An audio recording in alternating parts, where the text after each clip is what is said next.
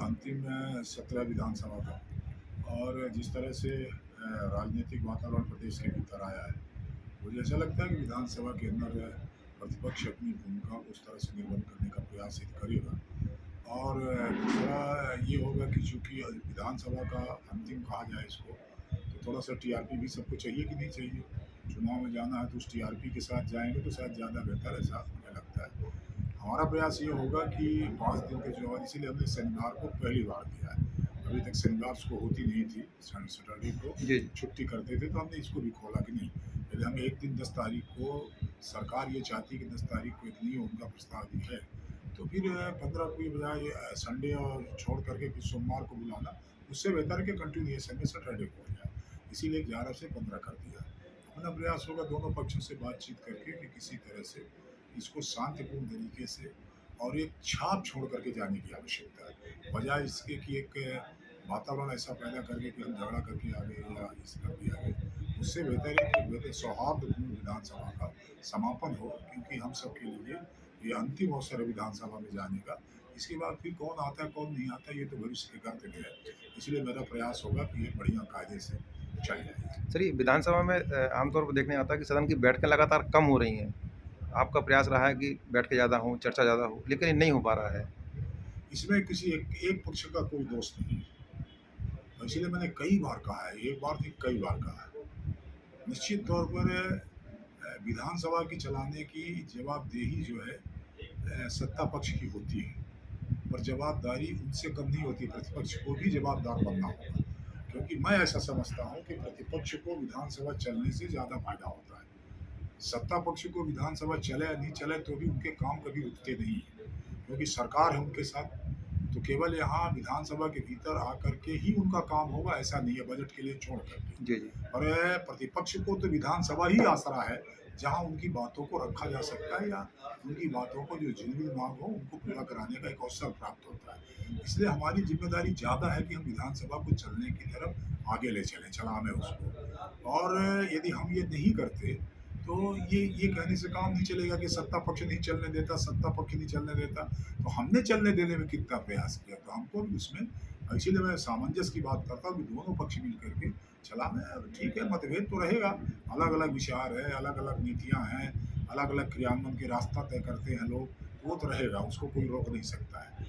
और इसीलिए मैं कई बार कहता हूँ कि कोई भी सदन हो, कोई भी सदन हो, तो स्वाभाविक तौर पर उसको हम ऐसा नहीं देखना चाहते कि कब्रिस्तान और शमशान घाट की शांति वहाँ रहे, जी। परंतु मछली बाजार भी नहीं बनना चाहिए, ये तो होना चाहिए। तो आमतौर तो पे विधेयकों में चर्चा नहीं होती, महत्वपूर्ण विधेयक बिना चर्चा के पारित हो जाते हैं। विधेयक को तो छोड़िए, चिंता का विषय ये है कि जिन कानूनों को हम ला करके मृत्युदंड की सजा का प्रावधान कर रहे हैं, उन कानूनों पर भी चर्चा नहीं होती। इससे बड़ा क्या कर सकते हैं, क्या हो सकता है। सर, आमतौर पे देखने में आया है कि सरकारों का दखल विधानसभा में बढ़ा है, सदन में। तो ये आप क्या मानते हैं? और उसका कोर्ट का दखल ही बढ़ा है, ये बात लगातार आई है कि कोर्ट भी दखल ना दे। कोर्ट तो सरकार के ऊपर भी कर रही है, वहाँ भी कर रही है, कोर्ट की तो एक अलग स्थिति है। पर सरकार का दखल यदि बढ़ता है, तो मैं ऐसा समझता हूँ कि विधानसभा न चलने का ही कारण है। क्योंकि विधानसभाओं की यदि पूरे साल के भीतर 70 से 75 दिन चल जाए, और प्रतिपक्ष अपने जिम्मेदारी का निर्वहन ठीक ढंग से कर जाए, तो सरकार को भी ऐसा लगेगा कि नहीं, हमको विधानसभा के प्रति जवाबदेही हमारी होती है। तो जिम्मेदाराना पूर्ण तौर पर, निश्चित तौर पर विधानसभा की जो एक प्रतिष्ठा और गरिमा है वो बढ़ाने में हमको मदद मिलेगी। ये बात आई थी, उपराष्ट्रपति ने भी एक बार कहा था कि कोर्ट दखल देना बंद न करे। हाँ, इनने भी लगा कहा था और पहले वाले उपराष्ट्रपति ने भी कहा था। जी, जी। तो स्वाभाविक है, वो मसला ऐसा है कि कॉन्स्टिट्यूशन के भीतर कुछ ऐसी चीज़ें लिखी हुई हैं जिनका ठीक से स्पष्टीकरण नहीं है। जैसे आप अनुच्छेद 4 से 52-53 तक आप वो राज्य के नीति निर्देशक तत्व उसको बता दिए, तत्व है नीति जी, जी। निर्देशक, उसमें कानूनी अमल नहीं हो सकता। यदि कानूनी अमल नहीं हो सकता तो नीति निर्देशक तत्व है। इसीलिए जब ये जो विवाद जो हो रहा है, इसी बात को लेकर हो रहा है। ये जो अपना कॉमन सिविल कोड का जो चल रहा है, वो विवाद इसीलिए है कि संविधान में चूंकि कानून नहीं है, नीति निर्देशक उसे अनुच्छेद के भीतर है, इसलिए विवाद की स्थिति है। सर, विधानसभा स्वायत्तता की बात होती है, सरकार लगातार दखल देती है, जैसे बजट का मामला हो, बाकी और मसले हों, तो आर्थिक आज़ादी मिलना चाहिए विधानसभा को। नहीं, ये तो प्रस्ताव ही हम लोगों का, जी। स्पीकर सम्मेलन के 2-3 जगह हर जगह प्रस्ताव है और हमने ये कहा कि हम कोई बजट बढ़ाने की बात नहीं कर रहे हैं कि हमारा बजट बढ़ा तो हमारा काम नहीं चलता। बजट बढ़ाने की भी आवश्यकता नहीं है। जो सरकारें विधानसभा को बजट देती हैं, वो बजट देकर के उसमें हमको ऑटोनमस कर दें। उस बजट का संयोजन, उस बजट के हेड, उस बजट के खर्चे की सारी जिम्मेदारी विधानसभा को, सारे उसके फाइनेंस डिपार्टमेंट अलग से बना है उसका, जैसा कि लोकसभा में है। अच्छा। लोकसभा में बजट देने के बाद केंद्रीय सरकार का उसमें कोई हस्तक्षेप नहीं होता। पूरी तरह से इंटरनल उनकी एक व्यवस्था है, जो फाइनेंशियल है वो खर्चा करते हैं, उसमें कहाँ करना है वो तय करते हैं। हम लोगों के यहाँ ये है कि चूंकि शासकीय दखलंदाजी है या शासकीय आधार पर होता है, उसका ये होता है कि कई बार हमारे पैसे लैप्स हो जाते हैं और उनका हम समायोजन नहीं कर पाते। मैं एक जैसे उदाहरण देता हूँ। अब आप सोचिए कि स्पीकर के स्वेच्छादान और डिप्टी स्पीकर के स्वेच्छादान और नेता प्रतिपक्ष के स्वेच्छादान के प्रावधान है सालाना। जी, जी। डिप्टी स्पीकर का 1 करोड़ है। डिप्टी स्पीकर नहीं होने के कारण उस पैसे को खर्चा नहीं किया जा सका। लेफ्ट बात है। नहीं किया जा सका तो कहाँ जाएगा? यदि हमारी खुद की ऑटोनोमस बॉडी होती, ऑटोनोमस हमारा निर्णय करने का अधिकार होता, तो उसको हम समायोजित करके दूसरे खर्चे में लगा देते। या सपोज इन केस करिए विधायकों के टूर्स का, उनके जो दूसरे प्रदेश में दौरा होते, उसके लिए भी बजट का एलोकेशन होता है। कई बार जैसे कोरोना काल में 2 साल कोई दौरा नहीं हुआ, तो बड़ा सारा पैसा बच गया और उसको हम खर्चा नहीं कर सकते हैं। यदि हमको ऑटोनोमस पावर हमको मिला होता, तो उसको हम दूसरी तरह से कर सर, सकते ये हैं। इसमें रुकावट कहाँ है? सरकार क्या माननी सरकार के स्तर पर है। तो सरकार की मंशा क्या है? सरकार क्या चाहती है? क्या लगता है आपको? बातचीत हुई होगी आपकी सीएम से, वित्त मंत्री से, बाकी तो क्या लगता है आपको अब सरकार? हम लोग तो जब गए थे तो हमारे जो स्पीकर साहब हैं लोकसभा के, उनसे जब बात थी तो उन्होंने सारी सरकारों से कहा हम अलग अलग बात करते हैं।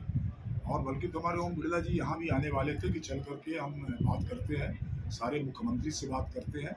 और उनके ओम बिरला के सामने ही राजस्थान के जो सम्मेलन था स्पीकर्स का, तो हमारे जो काउंटर पार्ट हमारे स्पीकर साहब हैं जोशी जी, उन्होंने उसी मंच से आग्रह किया कि मुख्यमंत्री जी हमको ये आदेश करिए। शिमला वालों ने किया, शिमला में सम्मेलन था, वहाँ भी चीफ मिनिस्टर थे। अच्छा। उनके सामने हमारे स्पीकर ने जैसे डिमांड किया, उन्होंने तत्काल उसको स्वीकार किया, बोले हम इसको ऑटोनोमस पावर अपनी सरकार की तरफ से कर देते हैं। वहाँ हो गया शिमला में। और तो जोशी जी ने कहा जब वो डिमांड की, तो सरकार ने शायद जब वो सीएम साहब ने भाषण दिया तो उसका कोई जिक्र ही नहीं किया। इसका मतलब कि शायद नहीं इच्छा होगी उनकी। जी, जी। इसलिए विधानसभा का पूरे देश के भीतर लगभग सारी विधानसभाओं को डिजिटलीकरण हो गया। केवल मध्य प्रदेश विधानसभा छूटी, बार बार सेंटर से पत्र आ रहे हैं, आप क्यों नहीं बढ़ रहे उसके डिजिटल की तरफ? हमारा काम पूरा हो गया। हमको विधानसभा को जो करना है, विधानसभा हमने वो लगवा दिया, ई विधान के लिए हार्डवेयर लगवा दिया, सॉफ्टवेयर लगवा दिया। तीसरा जो मैनेजमेंट का है, माने ABCDE की तरफ है, A B हमारा हो गया। अब वो जो ई वाला मेन पार्ट है, डी वाला जो पार्ट है, उस पार्ट के लिए अपने को पैसा चाहिए, तकरीबन मिनिमम 75 करोड़ चाहिए।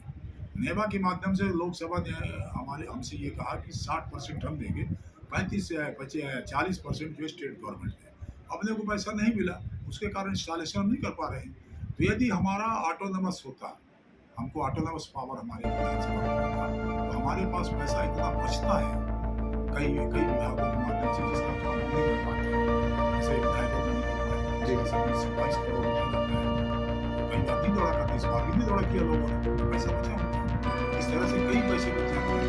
उन पैसों का यदि हम समायोजन कर सकते हैं, इस साथ सरकार से हमको नहीं मांगना पड़ता, उठा करके उसके डिप्रेशन कर देते हैं। सदन में कई नवाचार भी हुए हैं आपके कार्यकाल में, तो आप संतुष्ट हैं? अभी कुछ और भी कुछ भी चाहते हैं कि होना चाहिए? सबसे जो बेसिक जरूरत है, मैं ऐसा समझता हूँ कि विधायकों को निरंतर प्रशिक्षण की आवश्यकता है। खासतौर पर नए विधायकों को ज़्यादा से ज़्यादा प्रशिक्षण की आवश्यकता है। तो वो नहीं हो पा रहा है। वो कई कारण, जैसे इस साल का तो मैं कुछ कहता नहीं, क्योंकि कोरोना आ गया, पहले उठापटक मची रही, तमाम सारी चीज़ें होती रही, बाद में कोरोना आ गया, तो 3-3.5 साल तो ऐसे चला गया है। मान एक तरह से ये कह सकते हैं कि रेगुलराइज जो विधानसभा वो नहीं हो पाई। बाकी समय पर मेरी इच्छा ये है कि कोई भी स्पीकर आवे, कोई भी विधानसभा में चुन के आवे, हमारे जो नए विधायक आते हैं उनके प्रशिक्षण की आवश्यकता है। क्योंकि बाहर के मंच का भाषण और विधानसभा के भीतर दिए गए भाषण में बहुत बड़ा अंतर है।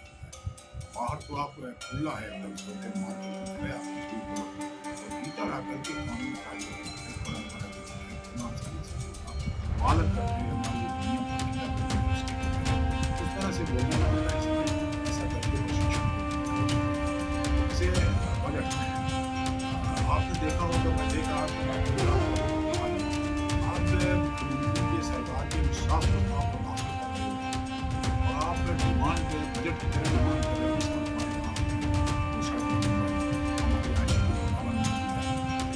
ये जानकारी का अभाव, विधायकों को विधायक पढ़ने में रुचि कम है। विश्वास प्रताप की जो आवश्यक विश्वास प्रताप टोटल एंड टोटल आरोप है, चार्जेस। आप क्या चार्ज फ्रेम करके बोल रहे हो, अपने को भी दिमाग में रखना कि हम सरकार के ऊपर चार्ज लगा रहे हैं, और चार्ज के साथ डिमांड नहीं होती है। डिमांड तो जो बजट आता है, या अनुदान मांगों की मांग आती है, या आपका उसका धन्यवाद प्रस्ताव आता है, या उसमें मूल बजट में भाषण होता है, ये तमाम सारे उसके हैं जहाँ से डिमांड की बात होती है। तो ये सिर्फ उसी के कारण है। या जैसे मान लीजिए कि कई बार किसी के ऊपर, ऐसा नहीं कहता कि किसी को हो सकता हमसे बहुत जानकार लोग हों वहाँ, मैं ऐसा किसी के ऊपर आरोप नहीं लगाता। मैं ऐसा समझता हूँ कि कभी आप कई विधायकों से पूछना कि गिलोटिन क्या कहलाती, तो समझ में आ जाएगा कि हमारे प्रशिक्षण की कितनी आवश्यकता है। उनको ये पता ही नहीं कि बजट हाँ, गिलोटिन बजट होता है जी, हाँ। है। गिलोटिन बजट होता है, सही है। हाँ, नहीं हाँ, होता है। बजट ब्रेकअप हो रहा, हल्ला गुल्ला, तो कैसे पास होगा? तो ये जरा एक बार पूछना, आप तो अपने आप समझ जाएगा कि उसकी आवश्यकता प्रशिक्षण की है कि नहीं है। आप सर विंध्य से क्षेत्र से हैं, लगातार विंध्य प्रदेश की डिमांड उठ रही है। आप क्या मानते हैं, अलग प्रदेश बनना चाहिए, या ये मांग अभी सही समय नहीं है डिमांड का? नहीं, समय अभी तो समय है ही नहीं है। ये तो कोई समय नहीं, अब तो चुनाव में चले गए तो वो समय नहीं है। दूसरा ये कि विंध्य प्रदेश का विरोधी कौन हो सकता है? विरोधी नहीं हूँ मैं, तरीके का विरोधी हूँ। जो लोग ये मांग करते हैं, क्या वो विंध्य प्रदेश मांग रहे हैं ईमानदारी से? मुझे ऐसा लगता है कि नहीं मांग रहे, क्योंकि जो आंदोलन मेरे सामने आते हैं, आपकी अखबारों के माध्यम से उससे पढ़ते हैं, तो क्या चल रहा है? विंध्य हमें हमारा विंध्य वापस कर दो, एक आंदोलन ये चल रहा है। और हमें हमारा विंध्य वापस कर दो, तो दतिया भी चाहिए उनको। विंध्य प्रदेश में उस समय दतिया भी थी, दतिया था, निमाड़ी थी, छतरपुर था, टीकमगढ़ था, पन्ना था, ये सारे के सारे लोग थे। तो ये क्या हमको हमारे रीवा आने को तैयार है क्या? वो बुंदेलखंड की अलग बात कर रहे हैं। कटनी से ऊपर हमारा था तो वो महाकौशल की मांग कर रहे हैं। जो अमरकंटक और शहडोल है वो बिलासपुर में जाने का प्रयास कर रहे हैं। तो कुल मिलाकर के विंध्य का जो एकदम जो विंध्य प्रदेश एकदम अचानक चाहता होगा, वो मिलाकर के रीवा, सतना और सीधी और प्लस सिंगरौली, या सीधी सिंगरौली, ये तीन प्रदेशों, 3 जिलों का कोई प्रदेश हो सकता है क्या? तो अपने को पहले लंबे आधार पर एक जियोग्राफिकल तैयारी करके उनसे सबसे बातचीत करनी पड़ेगी, वो हमारे साथ शामिल है कि नहीं शामिल है। बस्तर का छोड़िए, बस्तर इसलिए अलग हो गया, झारखंड इसलिए अलग हो गया, उत्तराखंड इसलिए हो गया कि वहाँ केवल एक भाषा, एक बोली, एक तरह की संस्कृत परंपरा संसार है। बस्तर का जो उनकी बोली है वो अलग है, झारखंड की बोली उनके पूरे झारखंड के लिए। हमारे यहाँ क्या है? हमारे यहाँ बुदेली है, हमारे यहाँ बघेली है, हमारे यहाँ छत्तीसगढ़ी है, हमारे यहाँ महाकौशली है। इतनी भाषाओं का समुच्चय है हमारे यहाँ। हमारे यहाँ वह सिंगरौली के एरिया में उत्तर प्रदेश की बोली वाले, जिसको हम उत्तर ही कहते हैं, उधर उत्तर ही बोली चलती है। हमारे चाक घाट में उत्तर ही बोली चलती है। इतनी संबंध तमाम सारी बोली भाषाओं के बीच में से समन्वय बनाना थोड़ा सा कठिन काम है। तो पहला काम तो होना चाहिए समन्वय बनाने का। फिर दूसरा ये है कि हम इतिहास के बिना सबक लिए वर्तमान में जी करके शायद भविष्य ठीक नहीं कर सकते, और यही हो रहा है। आप क्यों भूल गए? एक बयान आ गया उनका कि साहब वो किसी ने कुछ नहीं किया। अरे इसी विधानसभा के भीतर पंडित श्रीनिवास तिवारी ने संकल्प प्रस्तुत कराया था, और संकल्प पास हुआ। हाँ, हुआ। उस संकल्प को लोकसभा को बने सेंट्रल को भेजा गया, और वो साहब ये मानने को तैयार नहीं, बोले नहीं हम ही अलंबादार हैं। तो श्रीनिवास तिवारी को, उस योगदान को कैसे इनकार कर सकते हैं? विंध्य प्रदेश जब हमारा था, जब टूट रहा था, तो सर्वाधिक लंबे समय तक विंध्य प्रदेश के पक्ष में भाषण देने वाला कोई था तो श्रीनिवास तिवारी थे। विंध्य प्रदेश की विधानसभा 2.5 घंटे की स्पीच हुई थी उनकी कि विंध्य प्रदेश नहीं टूटना चाहिए। तो बिना उनको सामने रखे गंगा चैताली ने शहीद हो गए विंध्य प्रदेश बचाने के लिए। विंध्य प्रदेश बचाने के लिए आंदोलन हुआ, अब विंध्य प्रदेश बनाने तो उनको कैसे भूल जाते भैया? उनको तो याद करो ना। हम इस देश की आज़ादी के 75 साल में गुजर गए, तो आज भी हम महाराणा प्रताप, शिवाजी को और भगत सिंह को सबको याद करते हैं, और उसको लड़ने वाले को हम याद नहीं करेंगे, नए सिरे से नए इतिहास की रचना करेंगे, तो शायद इसीलिए जन समर्थन नहीं मिल रहा। सर एक अलग हट के थोड़ा सवाल है, चुनाव जुड़ा सवाल है कि बीजेपी में एक फार्मूला चलता है 70+। टिकट देने में बीजेपी बहुत सोच समझ के विचार करती है। तो आप क्या मानते हैं, उम्र का बंधन होना चाहिए पार्टी टिकट के लिए? नहीं, ये तो होना चाहिए, उम्र का बंधन होना चाहिए, क्योंकि यदि हम निरंतरता के साथ, मान लीजिए हम 100 वर्ष जीते हैं, तो फिर आने वाले क्या है, हमारा हो सकता है हमसे पहले नौजवान पीढ़ी खत्म हो जाए, इसीलिए उसको अवसर मिलना चाहिए। उम्र का क्या हो ये एक अलग विषय है, पर इतना जरूर होना चाहिए कि नए आने को, पौध को आने देना चाहिए, क्योंकि किसी पेड़ में यदि नई शाखा हम नहीं आने देंगे तो ठूठ पेड़ की तरह खड़ा हो जाएगा, फिर वो एक फलदार छायादार वृक्ष नहीं बन सकता। इसलिए उनको आने देने की आवश्यकता है। आपका देवताला विधानसभा से है, तो आप वहीं से दावेदारी करेंगे, कहीं और से? मैं कोई दावेदारी कहीं से नहीं करूँगा। मेरी कोई दावेदारी नहीं, पार्टी जो आदेश करेगी, जहाँ से आदेश चुनाव करेगी। चुनाव तो लड़ेंगे ना? चुनाव लड़ने क्यों नहीं लड़ेंगे? पार्टी कहेगी लड़ेंगे, कहेगी नहीं लड़ेंगे, नहीं लड़ेंगे। ये तो पार्टी की जिम्मेदारी, को क्या काम लेना चाहती है हमसे? चुनाव लड़ा करके विधानसभा लाना चाहती है, या संगठन में काम कराना चाहती है, प्रचार कराना चाहती है, या और कुछ करना चाहती है, तो पार्टी का है, जो पार्टी कहेगी।